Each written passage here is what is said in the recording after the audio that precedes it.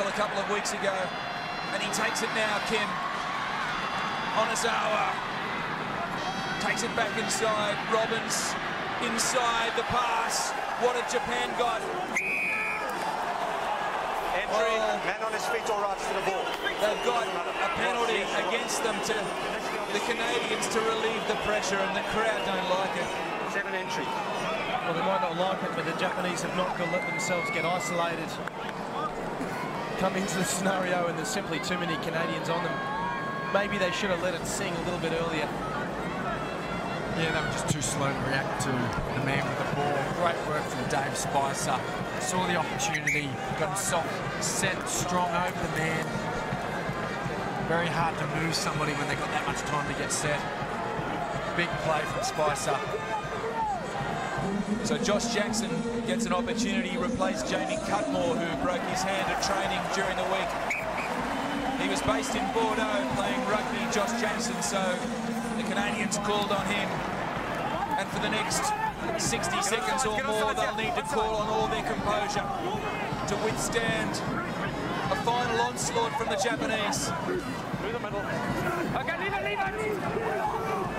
Few backs have there jumped into the rolling ball just to hold the ball at the back. They've really just got to keep going and then kick it out from here, the Canadians. The Japanese have got to find a way to get a turnover. Samurai's just trying to drag it down. That's okay. There's a minute left on the clock. Scott Franklin takes it to the deck. The Japanese do their best to try and turn things around. But the Canadians have it under lock, stock and barrel with Morgan Williams. The kick from Ryan Smith off the side of the boot. Not sure the time's up just yet. That's out on the full. So one last throw of the dice for the Blossoms. He may live to regret that kick. It probably wasn't the smartest. Well, that kick, I mean, I'm happy for them to do that, but the kick they needed was a long punt to the corner, deep inside the Japanese 22. So here come the brave Blossoms. Robbins avoids the shoulder of Mike Webb. Kim finds a runner. Onishi, the pass behind. Onizawa comes off his wing. Chalwon Kim now to the right again. Tyra.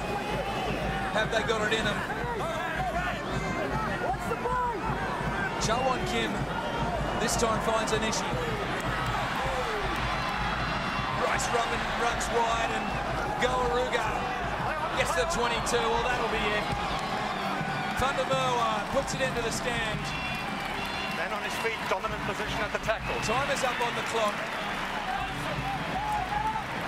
Jonathan Kaplan. Joel, give me a time check.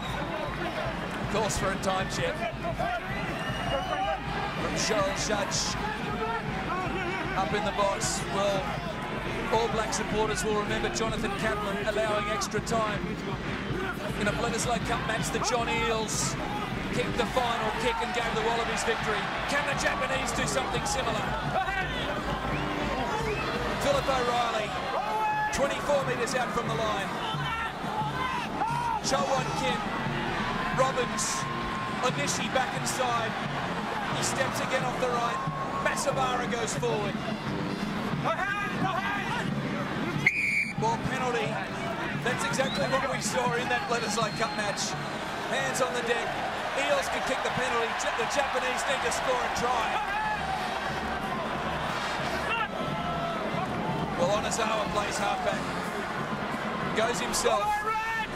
Scenes reminiscent of the Fijian match last week. Makiri, the little kick over the top. Here comes Aruga. But it's batted over the back. Oh, heavy collision there. That's the commitment. Okay. Didn't look good, didn't sound good.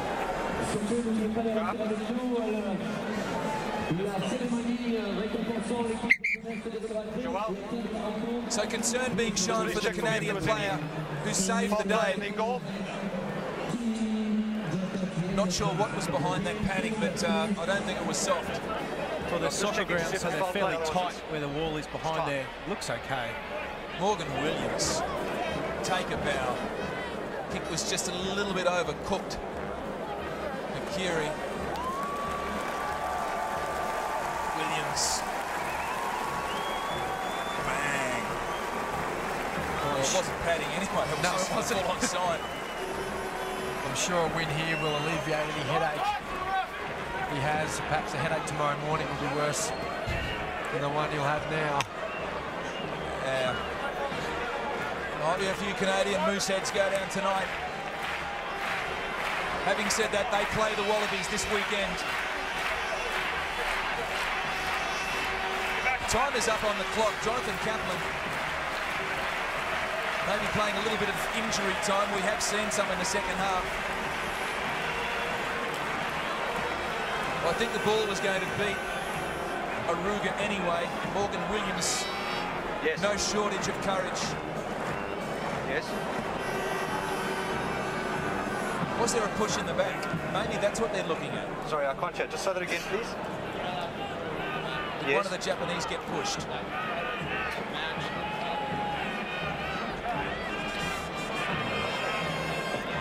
Yes. All right. Okay. What's the result? What is the result, Joel? Good question.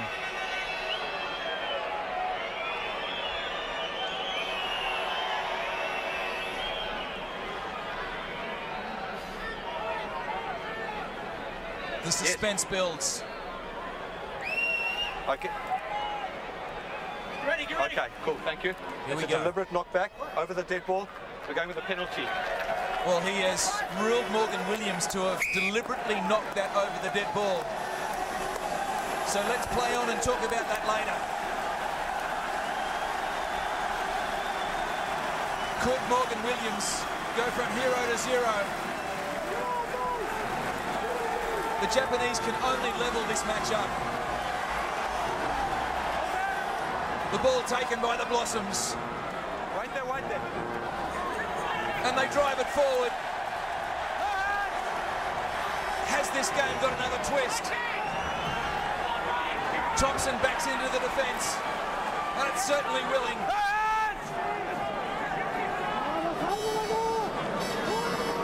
The ball emerges, Masabara lets it. Who picks it up and takes it.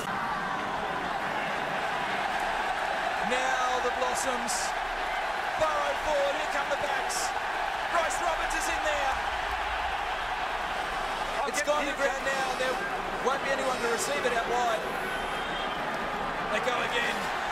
The pick and the drive from O'Reilly. Now Chalwan Kim comes right. McKeary. This is Koji Taira! The try scored. The conversion to come. It's 12-10 in Bordeaux. Drama. Well, plenty of drama.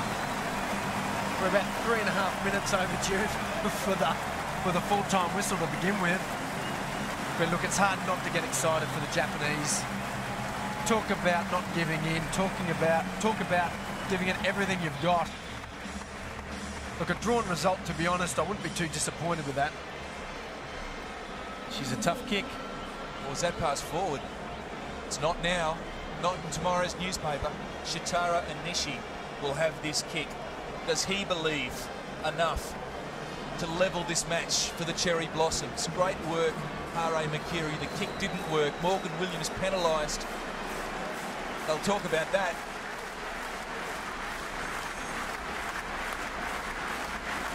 Shitaro Anishi. None from one.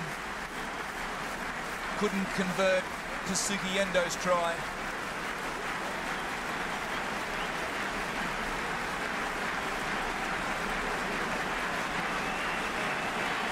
Every Japanese supporter at this ground and around the rugby world is behind Shitaro Anishi. They pray to the rugby gods.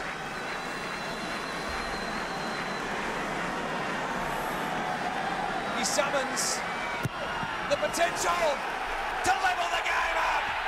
The flags are raised. The crowd go up. It's 12-all in Bordeaux, and the Blossoms celebrate.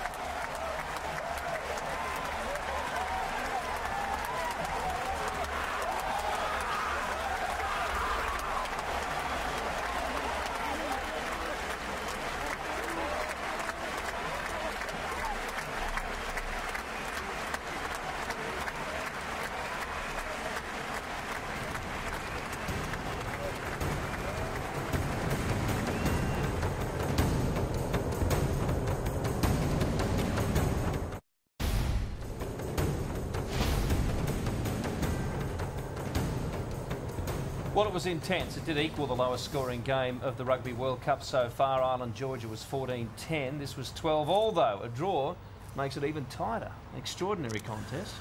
Oh, it certainly was. It was one of those games, a bit like the Fijian match, where it's quite scrappy in the first half and really struggling for momentum, but the grandstand finish saved the day. Canadians love the drive, the rolling maul, the pick and go, and it really tired out the Japanese defence. And as the game went on, we thought they were going to storm over the top of the Japanese. This is a nice little try, actually, but the Japanese continued to hold on. They never gave up against Fiji either, did they, when they looked like they were beaten in that game.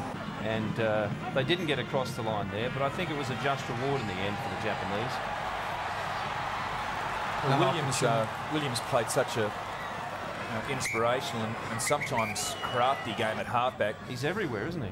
But at the end of the day, well, I'm sure we'll see this highlight in a moment, he's penalised for knocking the ball intentionally over the dead ball line and gives the Japanese an opportunity. Drama personified. Yeah, and no doubt we're going to get another look at it. This is Williams at his best. Great vision. Spotted the opportunity. And Thunder Merwa. Jolly on the spot to capitalise. But yeah, the interesting thing about that intentional knockback is intentional knockout of the field of players, the fact that they probably wouldn't have scored. Like, it was a long kick, but it's pretty easy to say that sitting here at the last minute of the Rugby World Cup. What else are you going to do there? Like, if you're Morgan Williams, yeah, nothing. I mean, I thought you guys were on the right track when you talked about a Japanese player being pushed.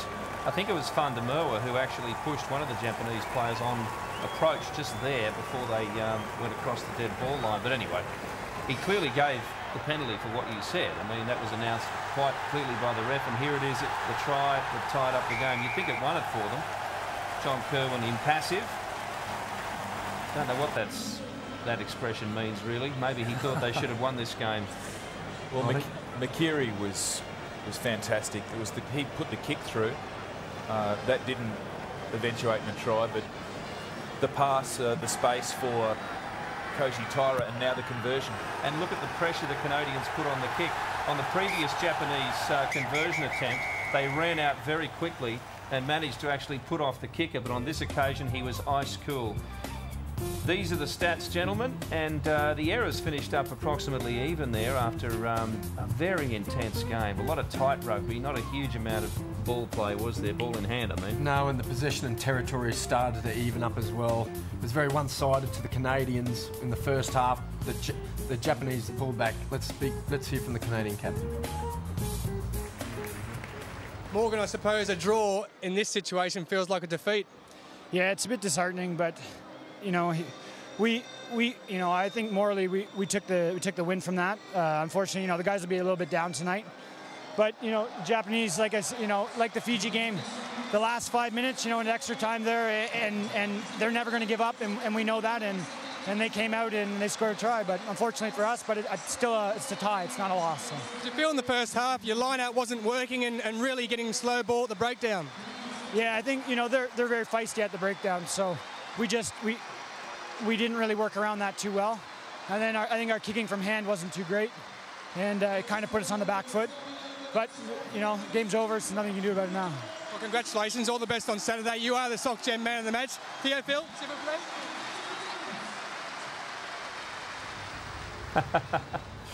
Morgan Williams there. You mentioned he plays in France. Yeah, he does. So he knows what civil play means, but he also knows what a headache means tonight, because, well, it was inspirational that he thought he'd save the day, but not quite. The Japanese came back. And he was bearing the scars from that altercation with the advertising sign as well. Yes, there'll be a lot of talk about that, I think, and we've run out of time to do so right now, maybe at a later time. Let's check what's ahead in this Rugby World Cup. The World and Union, of course, Friday night. We'll have interviews, features and all kinds of amazing stuff from the unpredictable commentary team of McCall, Darwin and Tune. Now, early morning, we've got a massive number of really important games coming up after this. England and Tonga.